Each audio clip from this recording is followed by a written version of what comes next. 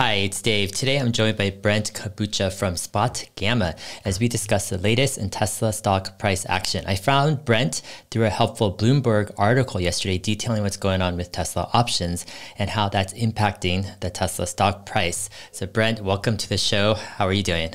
Thanks very much, Dave. I'm happy to be here. I'm doing really great. Awesome. Great. So I want to dive into it right away. And I want to divide up this discussion into three parts. So the first part will be Tesla breaking 1,000. Then the second part is Tesla going up to almost 1,100 yesterday. And then the third part will be kind of breaking down what's the dynamics going on right now. So let's go ahead, dive into the first part. So Monday, this past week, we saw Tesla break $1,000 after a great earnings last week. And I've watched some of your videos and what you're writing. Could you explain to kind of people watching what you saw in the options market behind the scenes and what contributed, you think, to this big price rise on Monday? Definitely. So there are a few dynamics at play here, I would say, not just in Tesla, but kind of the options market in general. I mean, we all can think back to the January of this year, we had GameStop and AMC and all sorts of other what we would call gamma squeezes. And that's a situation wherein a lot of people come in and buy short duration or short dated options, call options in particular. And when I say short duration, that means that, in options there are several expirations out in time, and there are options that expire typically in at most 5 days or at least 5 days. And what traders will do is they will pile into those near-term call options. And that gives them an excessive amount of leverage. And that has been a tool to sort of cause stock prices to go up over and over and over again. So, again, GameStop, AMC, and the like. And I know we kind of want to focus on what happened on Monday, but I think Tesla was like the original gamma squeeze. It was really last year we saw that, there's so many people who, love Elon and love Tesla as a company and believe the stock is going to go higher. And not only that, they learned, I think, early on that options could really influence the stock price. And so you could see these gamma squeezes happening in Tesla. They just didn't get last year, and they did not get the same coverage. So, we kind of fast forward that script to this year. The setup for Monday was obviously very bullish when you had the news on Hertz. And what really happened, in my view, is we saw a unbelievable surge of very short-term options traders come into the market. And so if you look at just the 10/29 expiration, that was the expiration that happens on Friday, we saw 1.2 million call options purchased just for this Friday alone. And this was with the stock trading around 950, obviously had gapped higher at the open. And there was just this surge into call options, very short dated call options. Now, typically that's a strong retail fingerprint, but this game has been played many times this year in these kind of gamma squeezes, some people will call it like a weaponized gamma move. And essentially what that is when traders step into these short-term call options, they believe they can force the price higher. And the mechanism for that is when traders come in and they buy call options, there's a market maker on the other side of those purchases, right? So there's market makers who are short those call options, and their hedge is to buy the stock. So the more call options that are bought, the more market makers need to buy the stock to keep up with their hedges. Got it. I noticed you commented on a couple of your videos where you say that a few dynamics. Number one was the 900 strike call writers might have been caught, so they would have to kind of cover. And then the second thing is there was probably a closing out of these deep in the money calls as well. Yeah. So how did that impact, do you think, what happened on Monday, if at all? Yeah, I think on Monday there was really two phases to the trade. I mean, there was the initial gap higher in the stock right out on the open. And then around noon, a second dynamic took place. So if you look at sort of the flow that actually took place, and in the Bloomberg article you mentioned, there's a chart that we provided, and we track what is called the option delta. And the delta is an estimate of how much hedging activity market makers would have to do for the day. And through the first half of the day, there was a lot of delta that had to be purchased, but that delta went exponential around noon. So to start the day, it's clear to us, and we knew going in to start the day, that most of the call options in Tesla were at the 900 strike. And I think a lot of those people are call sellers. They may own Tesla stock and be overwriting. They may be short-term people who are trading the volatility of Tesla, betting that they can sell that call option and Tesla stock won't move all that much. I think that's been a more popular strategy since Tesla was added to the S&P 500 index. But really what we knew was there was a lot of calls at 900, and suddenly the stock gapped significantly over that, and it had this momentum. And if you're short those call options, in particular, you have to act very quickly, right? Those losses can add up and they can mount, quickly. So these people need to act. And we also saw that there was a lot of very interesting trades where deep in the money options at odd strikes, like the 750 strike, for example, there was an open interest of 17,000. And by 11 o'clock, the volume on that strike had been 17,000. So it was clear that those positions were being closed out. And some of those were people who were clearly long those calls that wanted to close them and roll them higher. In other words, roll them out and up to try to leverage their bet a little bit more. And others were, I think, clearly a squeeze. And we could see that in the fingerprint or the footprint left of the deltas that traded. So we knew that there was this initial squeeze to kind of get things started. Mm-hmm. Oh yeah, and I guess another question is, how do you know that? Like, I mean, you mentioned this is kind of maybe a footprint of retailers or traders. I mean, are we talking about where's the role, I guess, of more bigger funds, and let's say institutional trading funds, even buyers. Do you see any kind of, their fingerprints at all with this price action? Yeah, I mean, if you look at some of the open interest that was closed and rolled, I mean, you're talking about, 15,000 to 20,000 contract positions that are being rolled up. So those are clearly institutional or very wealthy individuals. And, we looked at just that 750 strike alone with the price change that took place. That's an $80 million increase in value on just that one strike. So it's clear that positions are being, changed and adjusted.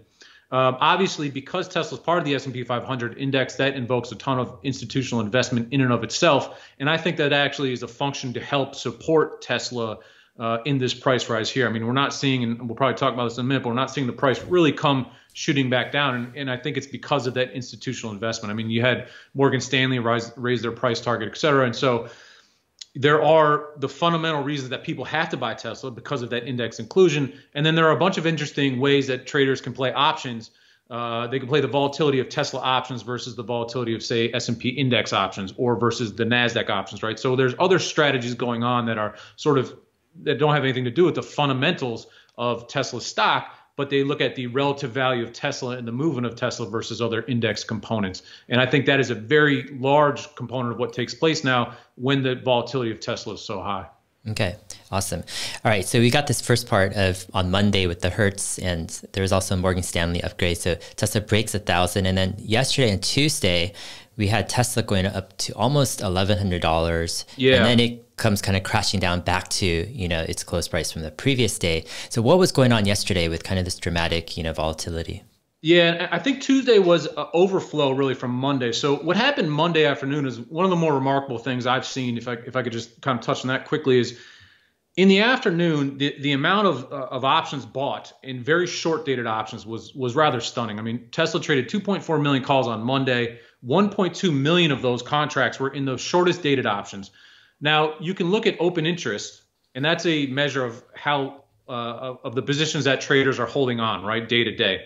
So despite 2.4 million calls being bought on Monday, open interest into Tuesday only went up by 250,000. So that told us right there that these were short-term day traders that were being very active in the name. And that served to spike the volatility of the stock and get that momentum moving higher. And then on Tuesday, we saw a follow through of that activity very early on in the morning. The stock opened. I think oftentimes what happens is people get home from work and they buy in their 401k or whatever it may be. And then when Tesla opens in the morning, you get a surge of buying from that type of overnight, buildup of orders, right? And also yesterday, there was very high call volume again, 1.8 million calls traded or 1.9 million calls. That's a ton of call options for Tesla. Actually, the previous record for this year was 1.8 million calls going back to the start of January. So these were massive volumes. And what happens is when you start trading these massive short-term calls, they're very sensitive to time decay, obviously, because they decay in only 3 days now. And they're very sensitive to what's called implied volatility. So the price of those calls starts to decay very fast. And as those calls decay, as that call premium wears off, market makers can start to sell off some of that long stock position that they had, and that can bring the stock back down. And so if you remember yesterday, Tesla tagged the 1090 price level right around that area, and the stock dropped very, very sharply. And that vacuum can be created by this type of activity, right? Because once market makers start to sell, that further erodes call values, which means that they can sell more. And that kind of has this effect of, a tremendous, mean reversion, so to speak, like we saw yesterday morning. Got it. So at a certain level, after it reverses, the market makers, whoever sold the calls, don't have to hedge as much with their stock. They can start selling off their stock, which in turns kind of, reverses the other way. Yeah. Right. So I get kind of yesterday's price action, but today is kind of interesting because if it did kind of, reverse back, you might expect normally just kind of to stay around there or even to fade a bit. But today we saw kind of a bit of a rebound. Right now it's at 10:48 at the moment we're recording. We're right about 12 p.m. Central Time. So what can you kind of tell us about today's price action and what's going on? Sure. So far today, the total volume in Tesla is 1.5 million. Only 800,000 calls have traded. And not only that, we saw some positive call buying to start the day up until about 11 o'clock, which coincides with the 1070 top in the stock for the day. So there was a little bit more call buying this morning, but the volume and the excitement is clearly coming down. Now, what's so interesting, though, is you mentioned before that 900 was the highest number of calls in the name going into Monday, meaning that was a strike that had the most open interest. Now that figure is 1,000. So the entire options complex over this sort of last 3-day period has shifted higher. That tells me that the options market, the real traders, the people really holding positions, have accepted that higher price. The options range is now adjusted. So we have this big support level at 1,000, and I think that's going to be still a level that may be revisited into Friday, just because there's so many options tied to that strike. But what's basically happened is that the options range has shifted up to support these higher prices. And that is really keeping a kind of a bid under the stock at the moment in kind of a base. As we approach this expiration, there are these short-term calls that are decaying. Market makers may want to sell a little bit more stock into Friday. And the incremental value of trying to play these short duration options goes down fast as we approach Friday's expiration, right? And so what I think happens is on Monday, people say, okay, the short duration calls have 5 days to expiration. I have a little bit more value there, and we could see another sort of surge. Like if there's going to be another squeeze in the stock, I think that would set up for Monday. So in other words, again, it's price acceptance by the options market that is sort of supporting these higher prices above 1,000. I think we probably come in a little bit to 1,000 into Friday, and then we could see another squeeze to start next week. Got it. Would you say, like, as the expiration for this week's options gets closer to Friday, you see this the whole implied volatility, the price of options like just drop dramatically, making it a higher risk, I guess, bet for short-term traders, meaning like if they do a 1100 strike call, like this is like going to zero quickly if it doesn't go the right way. Would you say that has some impact on how Tesla, the options market, is traded until Friday? And then you're saying, I guess, next Monday it's a whole new game. They have a whole week. That's exactly right. Yeah. Okay. I mean, we've done a lot of studies on all these sort of short dated squeezes, right? I call them in general the meme stocks. I know Tesla is a little bit of a different category there because they have revenue and the like compared to, say, a GameStop or something. But you can see the flow. Like Monday will be very volatile.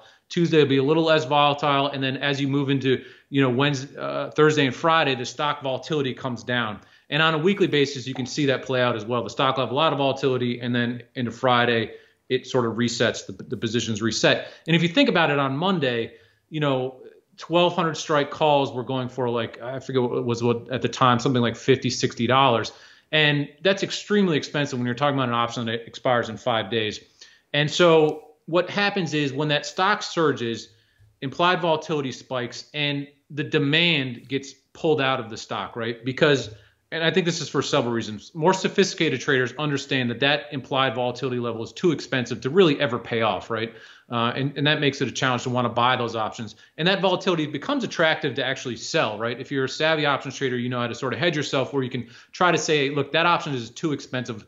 5 days, Tesla's probably not going to go up $200. I'm going to sell that call and try to monetize that extra price.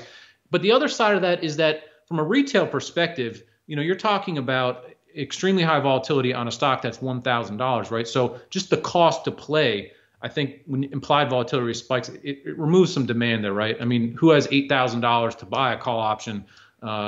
you can imagine that with the average Robinhood account being somewhere around, I think, $250 total assets in their account, they can't play some of these names when the price really surges. Mm-hmm. All right. So what happens next? I mean, you gave some indication you think it's going to, maybe fade or at least, stabilize toward Friday around 1,000, and then Monday you might see some pent up demand. But what happens usually with these gamma squeezes? Is there some type of peak, and after the peak, does it usually kind of fade, or does it consolidate, or does it depend on the fundamentals of the company? And let's say whether larger institutional buyers come in or not at those high price levels. Yeah. Well, again, I think I hearken back to the fact that Tesla's a little bit different because it's in the S&P 500, right?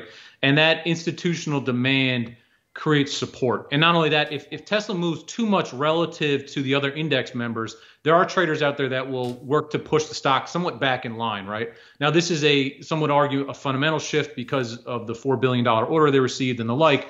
And I think that institutional demand really does support the fact that Tesla won't mean revert as hard as, say, maybe a GameStop or an AMC will, right? That index demand really helps. And there are these short-term flows, right? They're called Vanna and Charm, which is essentially, you can review those terms, but basically as the calls decay, dealers can sell their long stock hedge, and the same as volatility comes in, dealers can sell off some of their long stock hedge. But the fact is that the bigger trades seem to have been rolled out in time. We saw a lot of call spreads that were in the December-January timeframe, where more sophisticated traders were trying to take advantage of the elevated options price in the short term, but using those funds to buy more longer term positions, right? So for example, you might sell a start of December call that's very expensive and buy a lower priced or relatively cheaper January call, right? Because you still think Tesla's going to go up, but clearly in the short term, things have gotten a little wild, right? And so these cycles, once people sort of seem fixated on a stock, the Wall Street bets crowd and the like, Tesla is a company that, engenders this a unique type of investor, right? And a unique type of trader. They believe in the mission. They believe in the stock. And I think that's a different view than a lot of people who are in GameStop and AMC and some of these other squeezes where they don't really necessarily believe in the company. They just think they can squeeze the stock, right? And in this case, they believe in the company and they believe they can squeeze the stock and affect the asset that way. So it's a unique position where I think you can get the squeeze, but that squeeze gets backfilled by institutional and larger players. Got it. So, I mean, it seems like you're saying that, there is this whole gamma squeeze dynamics, right, with call buying, pushing up the stock, and there is the volatility in the short term, but, Tesla's a little bit unique compared to a typical meme stock in that it's got institutional backing. It's got this S&P index, behind it, where it can kind of stabilize. There is some support at certain levels. Fascinating. Right. I mean, there's so much going on, and I wanted to thank you, Brent, for kind of just coming on the show and having a chat. It's great meeting you for the first time as well, and kind of shedding light on the options market and Tesla stock price, the whole gamma squeeze and what's going on. But I definitely wanted to thank you, and hope we could chat again in the future. And I'd love to. I mean, the volatility I love talking about volatility, and so I'm sure that there's going to be other episodes of high volatility in Tesla. All right, Brent, thank you, and we'll talk again hopefully. All right, see ya. Appreciate it. Thank you, Dave. Okay, bye.